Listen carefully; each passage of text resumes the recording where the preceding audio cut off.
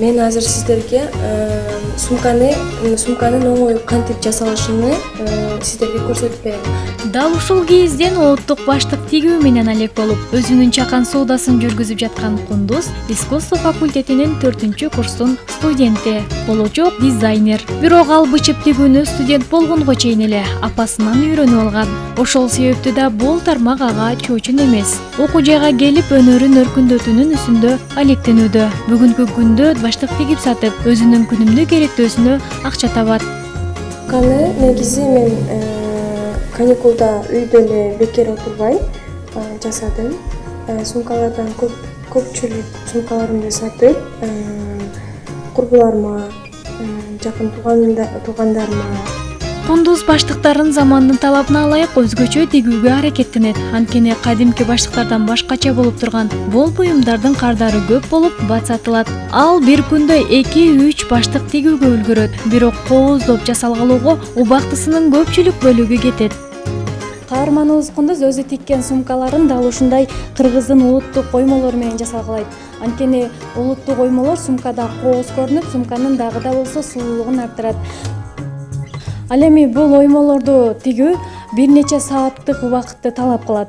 Далилдей кетсек, Кундуздун бул колундагы турган сумка 1,5 сааттын ичинде ушундай абалга келди. Эми мунун четин тигип, мына ушундай даяр болгон сабын улаганда гана жаңы сумка даяр болот.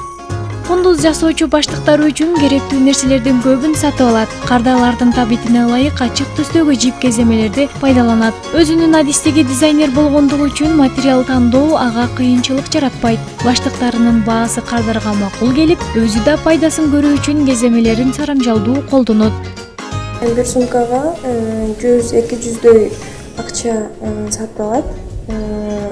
Мен кошсом, үстүнө бир аз эле акча кошуп, эми өзүмдүн биринчи кылган ишим деп арзан эле баада сатам. Бирок сумкаларымдын акчасын сөзсүз калтырам. Каарманыбыздын баштык тигүүдөн башка дагы бир нече өнөрү бар.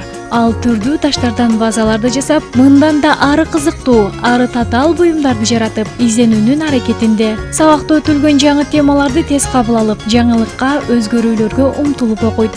Бул болочок дизайнерлер үчүн эң керектүү сапат экенин мугалими айтып берди.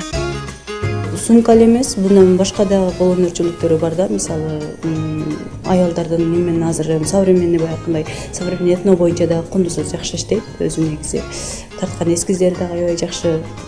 Кундуз келечекте өзүнүн кесибинин мыкты адиси болуп, этно стилдин өнүгүүсүнө салымын кошууну тилек кылат. Баштык тигүү ал үчүн биринчи баскыч экенин, жаратуучу ийгиликтери көптүгүнө ишенет. Толкунай Жунус кызы, Толкунбек Асылбек уулу, Аруу таң көрсөтүүсү.